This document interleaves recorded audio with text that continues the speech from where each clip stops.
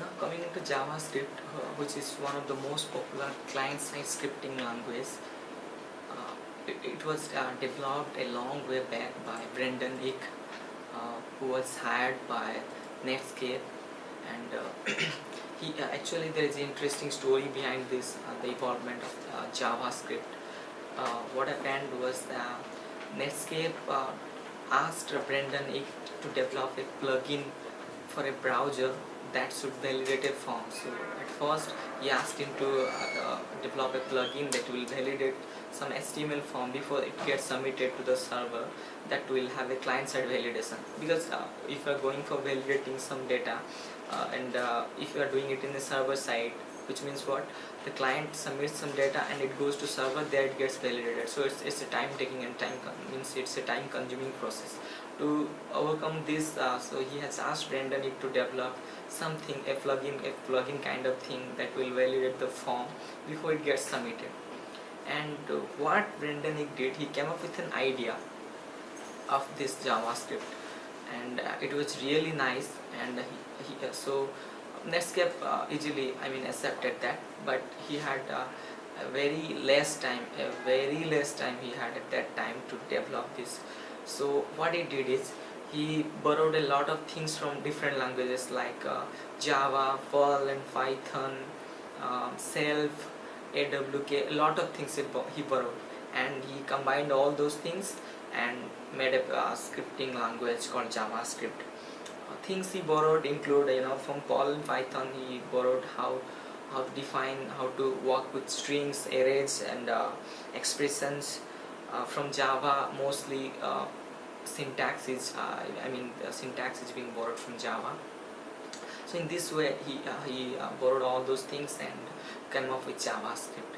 And once it gets introduced and once it gets used, after that it has come a long way, and now you can say it is one of the most popular language being used. And after the evolvement of Node.js and other programs, now that you can use it in server side as well. So it is it is the most popular language, you can say. Before that it was a mere scripting language, but now you can say it's it's all enabled programming language. You can do almost everything with it, even using JavaScript. Okay, coming into JavaScript, it has as I'm saying, you can do a lot of things. So currently there are a lot of things available. You can see a lot of libraries that are developed using JavaScript. You can use them to achieve your functionalities. And actually once you explore this, you will be knowing that it's a huge domain actually. Once you get into this, you can do almost everything using this. Okay, starting with the basics. We'll start with values in JavaScript. How many different types of values are there in JavaScript? Mostly these are 6 different types of values are there. These are categorized into booleans, numbers, string, null and undefined, and the last one being object. So these are the 6 different types of values. These are there in JavaScript. The first 5, that is boolean, number, string, null and undefined, these are again grouped into a type called primitive, and this last one, that is object. So there are mainly 2 types of values. These are categorized into 2 types. One is primitive types, next one is object. So these 5, that is boolean, number, string, null and undefined, these are primitive types, and object itself, so it's of object type. So what is the main difference between these types of values, or differentiating values into different types? Primitive types are compared by value, but objects are compared by reference. So what do you mean by that? Compared by value and compared by reference. If you are creating, again, object is something which has some properties and which has some methods under them. These are objects. So objects are compared by reference.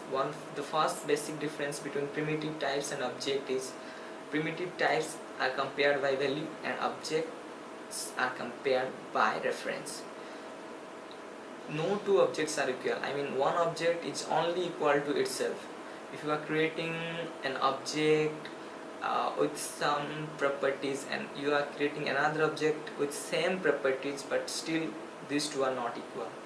One object is equal to itself only, it's not equal to any other object.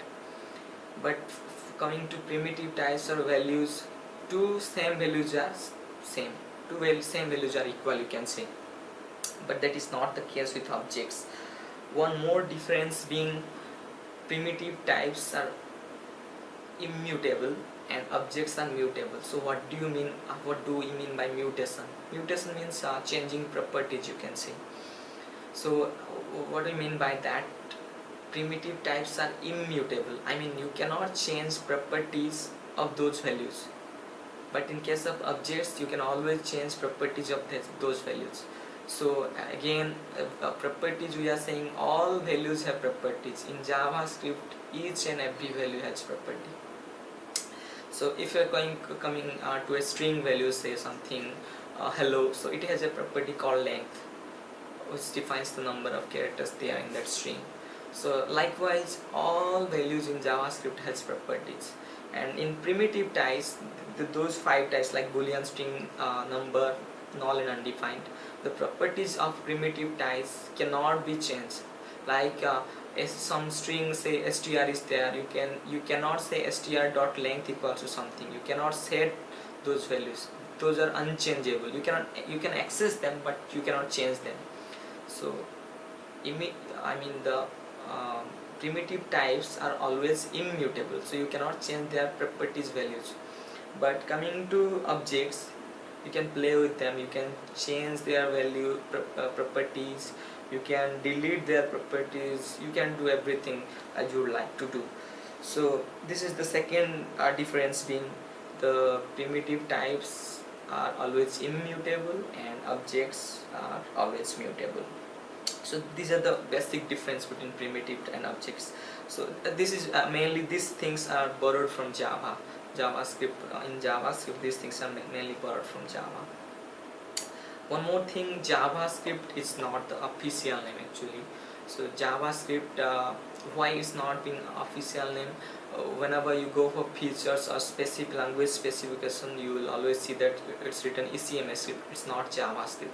Why that is so is, originally Java was licensed by Sun, and now that is now Oracle.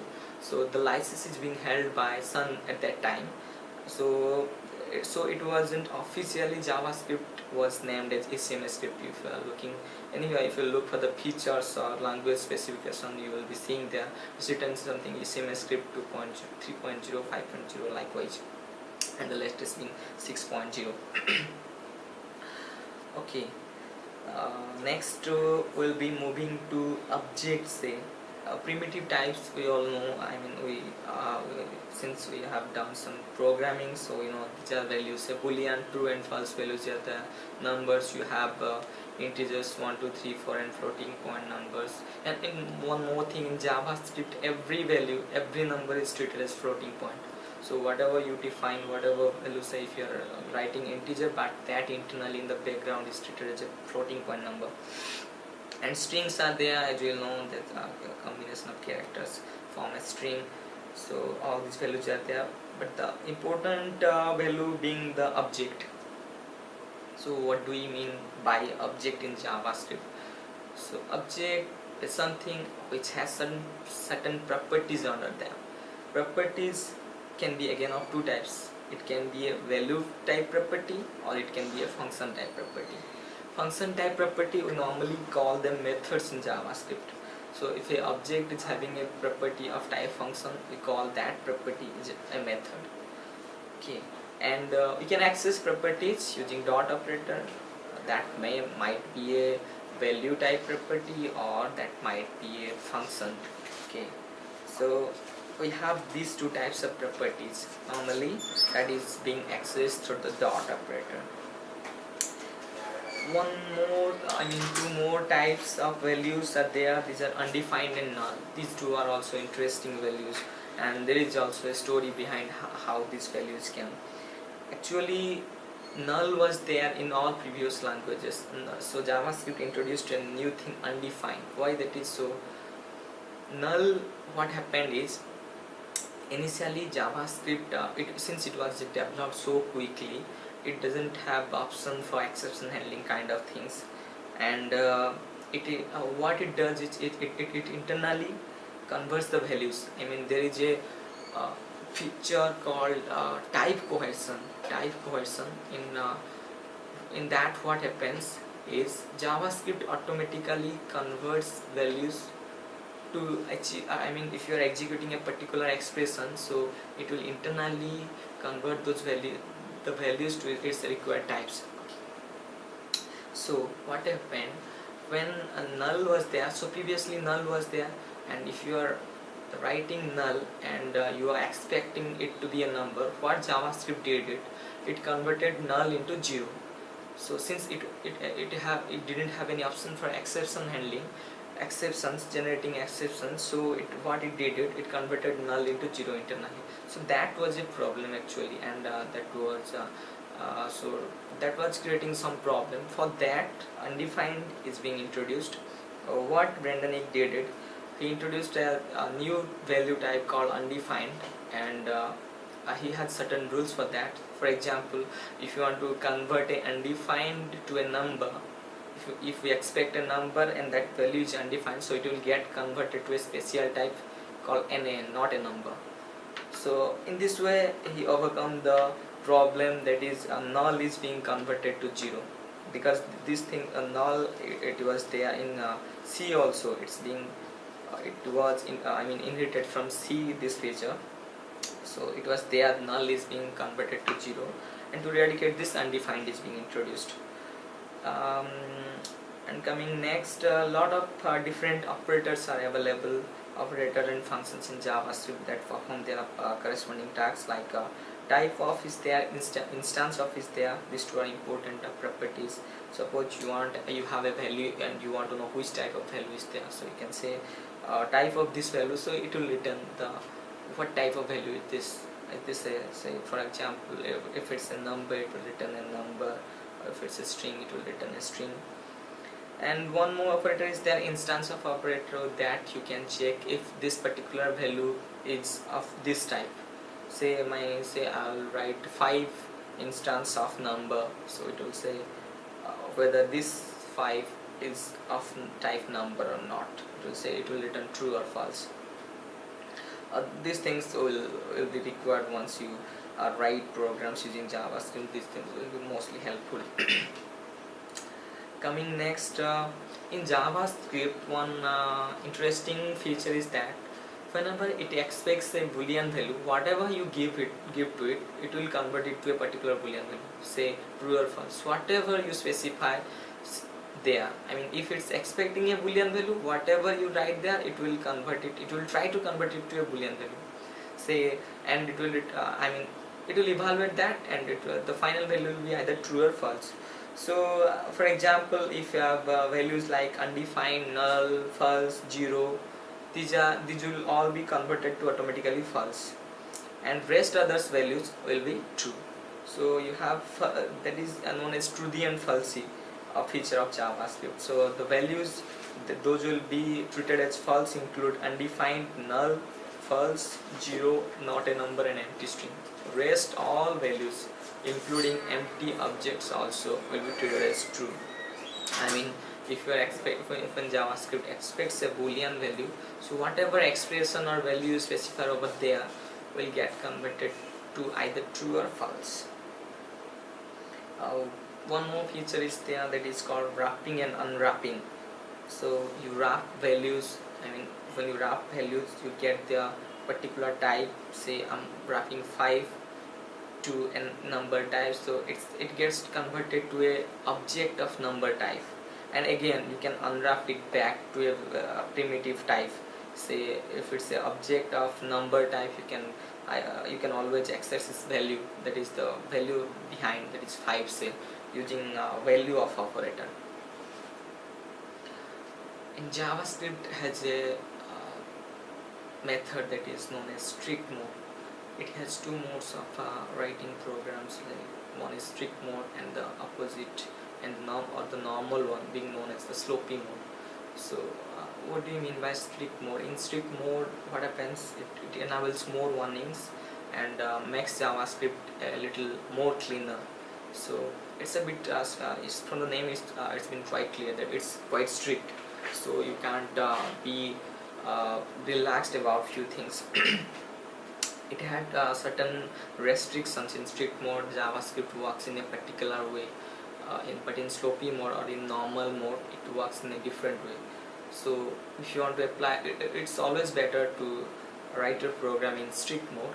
But if you have an application that is already there and you want to change it to strict mode and just apply use strict, which means all the course that you have written will be evaluated in strict mode, your application may break, because once if the application is already developed and it's running quite well, so you shouldn't change the mode like a strict mode.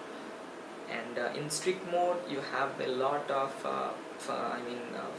features. It's not exactly features. In strict mode you have a different JavaScript concepts are there, like in strict mode you need to declare variables before using them. Suppose you want to whenever you want to use a variable, you need to declare using the where keyword.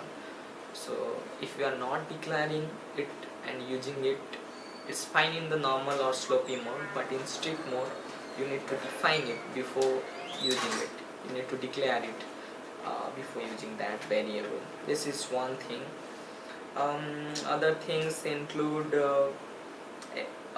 argument objects has fewer properties, like each function that you define in JavaScript has a default parameter, that is internal parameter known as arguments. So inside a function definition you can always access the arguments. It has certain properties like color and curly, which which defines who is the color and what is the function name being called. So these things are there in the strict mode. A lot of things are different in strict mode, which includes that your argument objects has no properties like color and curly. One more thing is there, this keyword is undefined in non-method functions. So what do you mean by non-method functions? Methods, as I have told, these are function type properties of an object. And normal functions are known as non-method functions. So under normal functions you cannot write this keyword. Under normal functions, in strict mode, under normal functions you cannot use this keyword. This is prohibited in strict mode. One more thing in strict mode is that you cannot set and delete immutable properties. Say my string variable has a property called length, so I cannot set it. If I set it in normal mode, it doesn't show me any error. It doesn't work, but it doesn't show me any error. But in strict mode it fails with an exception.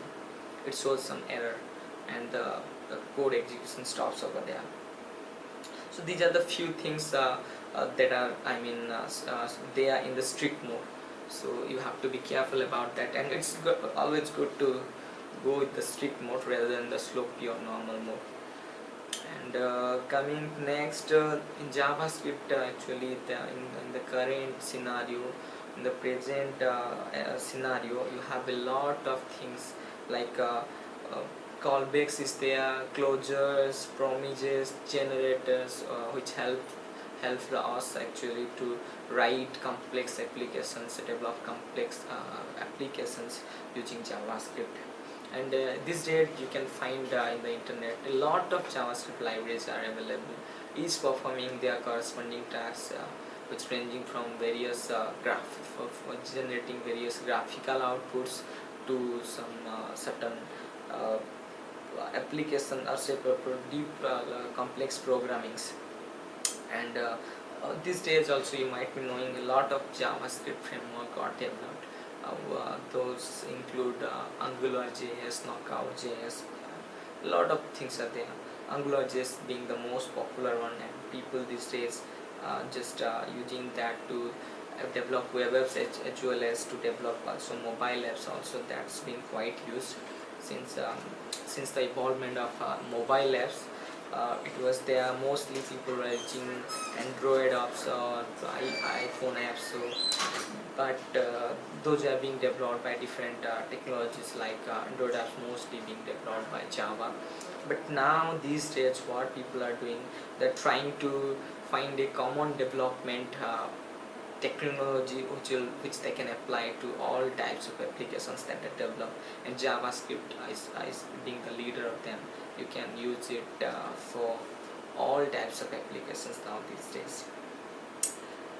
So a lot of things are there, and it's been, as I have said already, it's been the most popular and widely used language these days.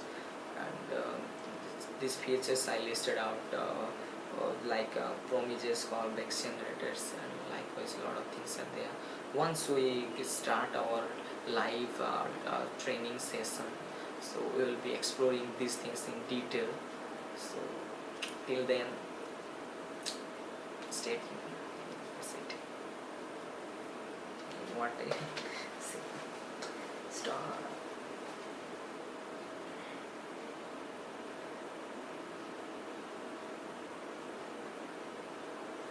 Hello. हाँ.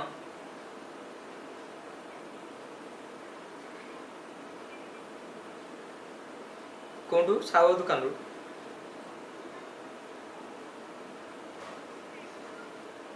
अच्छा अच्छा. ଯିବା ଅଧଘଣ୍ଟା ପରେ ଠିକ୍ ଟାଇମ୍ରେ.